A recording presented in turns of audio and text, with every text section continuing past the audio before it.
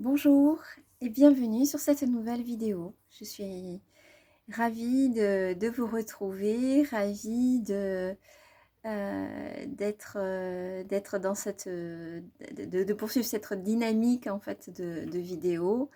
J'ai vraiment beaucoup de plaisir à, à être parmi vous et de vous apporter enfin en tout cas, permettre peut-être de découvrir ou de vous amener des choses. Voilà, comme je vous ai dit lors de la toute première vidéo, prenez ce que vous avez envie de prendre et puis laissez ce qui ne vous parle pas. Mais pour moi, ce qui est important, c'est de pouvoir vous donner ce qui est là, ce que je découvre, ce que je ressens, ce qui me semble important parce qu'il est temps maintenant de, de, de diffuser des informations qui ne peuvent plus être gardées euh, en soi et surtout pour soi parce que ça serait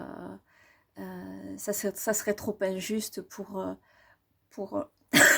pardon, pour ce dont le monde a besoin aujourd'hui. Et et puis voilà, c'est ma dynamique, hein, c'est là où j'en suis. Et voilà, pour faire une petite intro complètement impro, mais qui est là. Et comme d'habitude, c'est certainement très juste. Et ça le sera pour certains davantage que pour d'autres, mais en tout cas, pour moi, là, à l'instant même, c'est très juste. Alors, je suis là ce matin euh, pour aborder le sujet de l'amour. Alors l'amour, bien sûr, je vais vous en parler à la hauteur ce que j'en découvre, ce que j'ai pu euh, de ce qui est là, de ce que j'en perçois. C'est tellement grand, on peut pas y poser des mots réellement. Mais je vais surtout euh, plutôt aborder le sujet de la relation à l'autre, peut-être plus précisément dans le couple, puisque c'est là où beaucoup de choses se rejouent, se montrent, et que c'est un endroit euh, qui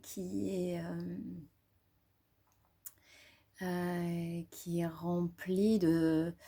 c'est de l'abondance en fait, c'est de l'abondance pour soi, pour chacun, pour chaque individu formant le couple. Alors, je vais m'expliquer bien sûr un petit peu, un petit peu mieux. Alors, déjà, ce que j'ai envie de dire, c'est qu'il y a une très grande illusion concernant l'amour dans le couple. Euh, Pourquoi je parle d'illusion? Parce que nous pensons déjà en premier lieu se choisir. Alors, contrairement à ce que l'on croit, et, et tous, hein, sans exception, il me semble, enfin en tout cas je n'en connais pas, on croit se choisir. Alors oui, bien sûr, il y a le côté physique, il y a la façon peut-être de s'exprimer, voilà, mais ça reste très limité comparé à ce qui se passe en réalité. En réalité, il y a quelque chose de plus grand, donc déjà de notre part inconsciente, qui en fait décide pour nous. C'est-à-dire, c'est pas nous qui choisissons, c'est deux inconscients, donc c'est un petit peu comme s'il y avait euh, quelque chose derrière nous en fait, hein, voilà, qui voit chez l'autre, c'est comme deux petites voix qui se servent de nous là physiquement et qui voient chez l'autre la,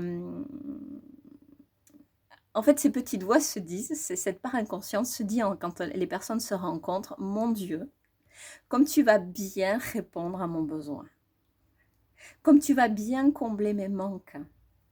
Et mais je t'aime à la folie. Alors, je t'aime à la folie, autant vous dire que c'est de la folie.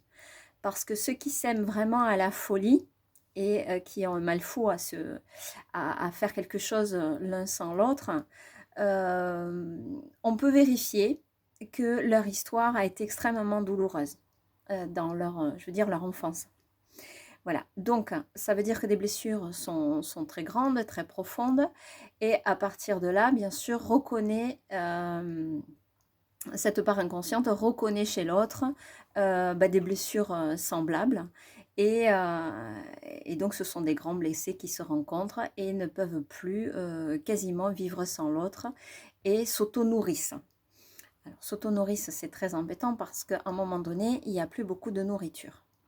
Et surtout, ce qui est compliqué, c'est de prendre conscience qu'il se passe quelque chose de plutôt destructeur que constructeur. Pourquoi? Parce que ces inconscients, c'est quoi? Ces deux petits inconscients-là qui parlent, ben, c'est ni plus ni moins que notre enfant en nous, notre enfant intérieur, qui a énormément souffert, qui a eu des manques, qui a eu besoin... alors le plus terrible, c'est le manque d'amour. Il faut savoir qu'il y a des espèces qui ne peuvent pas vivre sans amour. Par exemple, les bonobos, c'est des singes que j'aime profondément. Donc les bonobos ne peuvent pas survivre s'ils n'ont pas d'amour. Et d'ailleurs, si un jour vous avez l'occasion, il existe un reportage, je ne sais pas du tout le lien, mais qui parle c'est une petite parenthèse, qui parle de mamans de substitution. Donc c'est en Afrique des Africaines, des femmes qui pendant 4-5 ans gardent des petits bonobos contre elles parce que les mamans bonobos ont été tuées. Voilà. Donc, voilà, le manque d'amour, c'est terrible. Et donc, qu'est-ce qui se passe dans ces cas-là? C'est que quand il y a eu un manque d'amour et que le couple se forme, eh bien, il y a des mécanismes qui se mettent en place euh, de façon à recevoir cet amour coûte que coûte. Voilà. Et c'est problématique, hein, parce que ça met un petit peu enfin ça peut mettre vraiment dans des grandes manipulations. Alors quand je parle de manipulation, il faut quand même savoir que nous sommes tous, sans exception, des manipulateurs quelque part. Après, il y a une question de niveau. Pourquoi nous sommes tous des manipulateurs au départ? Parce que nous avons tous des besoins et que tant que nous ne les avons pas regardés pour soi-même, identifiés, et on n'est pas donc en mesure de pouvoir y répondre, de prendre sa propre responsabilité par rapport à ses besoins, on va tout faire pour que l'autre y réponde. Voilà. Hein. Donc à partir de là, quelque part, on manipule l'autre. Hein. Mais il y a bien sûr des niveaux. Alors, on peut être un grand manipulateur parce qu'on a vraiment manqué de beaucoup d'amour, et c'est des choses qui peuvent arriver. Et bon, voilà, le plus embêtant, c'est vraiment de rester là-dedans. Ce qui est important, c'est d'en prendre conscience, de voir qu'est-ce qui se passe. Et là où on peut en prendre conscience, c'est quand il y a des conflits extrêmement douloureux dans le couple, où il y a des choses qui s'expriment, où il y a vraiment une grande souffrance dans le couple. Et à partir de là, ce qui est hyper important, c'est de se poser la question, mais qu'est-ce qui se passe? Qu'est-ce qui se passe? Qu'est-ce qui fait que je vive ça vraiment douloureusement? Qu'est-ce qui fait que je fais vivre ça aussi à l'autre? Qu'est-ce qui se passe entre nous et à quoi ça me renvoie? Donc, à quoi ça me renvoie? Vous allez voir, si vous vous posez cette question, vous allez voir qu'elle va vous renvoyer un vague souvenir de votre enfance. Et c'est comme de l'acupuncture en fait. C'est-à-dire que ce qui se passe dans votre couple là, à l'heure actuelle, va appuyer sur un point très très précis et vous allez voir que très précisément, il va vous amener à la blessure, à l'endroit même où ça a pris racine. Et souvent, ce que l'on fait avant de prendre conscience de ça, c'est qu'on ne va pas jusqu'à faire cette introspection, se poser la question à quoi ça me renvoie. D'abord parce que parfois on ne le sait pas, et parfois on ne le peut pas, parce que la blessure, elle est tellement, tellement puissante, elle est tellement douloureuse qu'on va tout faire, et même consciemment, on va tout faire pour ne pas y aller, mais le pire, c'est quand inconsciemment, tout se met en place pour ne pas y aller tellement c'est douloureux. Hein. Donc voilà, c'est assez compliqué. Donc quand on a la chance de pouvoir le faire, vraiment, il ne faut pas hésiter à le faire parce que vous avez tout à y gagner, le couple a tout à y gagner. Il y a quand même, quand je dis le couple a tout à y gagner, il faut savoir que dans le couple, nous sommes de toute façon deux et que ça ne peut pas se faire non plus, cette introspection, cette prise de conscience, ce travail, cet engagement, ça ne peut pas se faire, il n'y en a pas qu'un qui peut le faire. Hein, c'est vraiment, voilà, le couple a vraiment une chance inouïe de pouvoir évoluer s'il y a vraiment ce partenariat, cette compréhension et cette prise individuelle de responsabilité pour pouvoir repartir sur quelque chose de nouveau, de meilleur, jusqu'au pas suivant où il va y avoir de nouveau un conflit, quelque chose qui va coincer, et on repart chacun de notre côté pour faire le nécessaire. Et à partir de là, le couple vraiment grandit et il y a quelque chose aussi en chacun qui se développe et là, on accède petit à petit vraiment au véritable amour. Pourquoi? Parce qu'on est en train de nettoyer nos mémoires du passé et on cesse de les projeter sur l'autre et de le rendre responsable.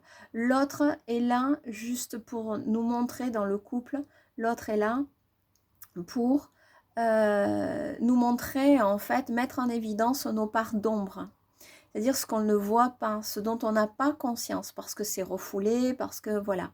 Et donc l'idée, c'est pas de rendre l'autre responsable, c'est une aubaine, c'est un cadeau que l'autre nous fait, si on est capable de voir que ce qu'il nous renvoie, ce sont des choses aussi qui nous appartiennent. Voilà. Alors bien sûr, c'est tout un travail. Ça vaut vraiment le coup, vraiment, vraiment. Parfois, parfois les couples hésitent à faire ce type de travail, ou en tout cas, il y en a un des deux, c'est souvent un des deux qui fait le pas de ce travail et qui hésite parce que ça peut éventuellement amener à la séparation. C'est fort possible que ça amène à la séparation. C'est pas systématique, mais c'est fort possible. D'abord, c'est pas systématique parce que effectivement, si le couple prend conscience ensemble et il y a quelque chose qui s'ouvre pour les deux et prennent les responsabilités, enfin ce que j'ai pu vous dire juste avant, ça peut vraiment fonctionner, ça peut être vraiment très très très très très beau, très voilà, c'est on va sur le véritable amour, mais le véritable amour entre hommes et femmes, et pas deux inconsciences, donc deux petits-enfants qui cherchent chez l'autre la réparation, qui cherchent à travers l'autre, papa, maman, et en fait c'est complètement une illusion, ça veut dire que l'homme ne voit pas en sa femme réellement sa femme, même s'il le croit réellement, il ne voit pas sa femme, mais il la voit, mais il y a de trop nombreux filtres qu'il faut absolument enlever pour voir réellement qui elle est, et vice-versa. Et vice-versa. Donc je vous disais que parfois il y a des personnes qui hésitent à faire cette thérapie, ce travail sur soi, parce qu'effectivement ça peut amener à une rupture. Alors pourquoi ça peut amener à une rupture? Parce que quand on s'est rencontrés, c'était l'osmose totale. Pourquoi? Parce que c'était deux blessés, de vrais blessés, plus ou moins, mais en tout cas, ils se sont reconnus en tant que blessés. Voilà. S'il y en a un qui fait un travail sur lui, il va bien sûr nettoyer, il va évoluer. Ça veut dire qu'il va découvrir en lui, il va se découvrir. Donc, il va vraiment apparaître quelque chose de lumineux, quelque chose qui va commencer à respirer. Voilà. Et donc, qu'est-ce qui se passe? C'est-à-dire que les deux étant là au départ, eh bien, il y en a un qui commence à faire ça. Et là, la communication commence à être compliquée parce qu'il arrive un moment où on ne parle presque plus la même langue, en fait. Et il y a une incompréhension totale. Et puis, il arrive un moment où on peut vraiment voir ce qui appartient à l'autre, ce qui appartient à soi, et ce qui n'appartient plus à soi, et ce qui appartient complètement à l'autre.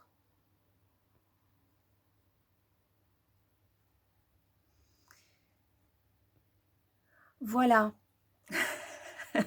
Je ne sais pas pourquoi, ça s'est arrêté là. Donc, comme d'habitude, et vous le savez parce que vous commencez à le voir, c'est que je respecte toujours ce qui est là.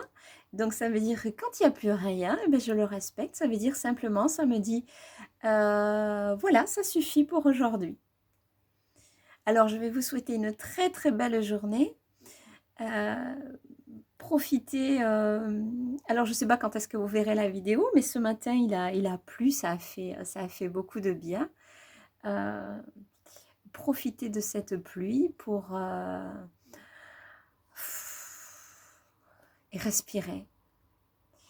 Et puis après, ben, profitez du soleil et délassez-vous et puis mettez-vous au travail. Je vous embrasse et je vous souhaite une très belle journée. À bientôt.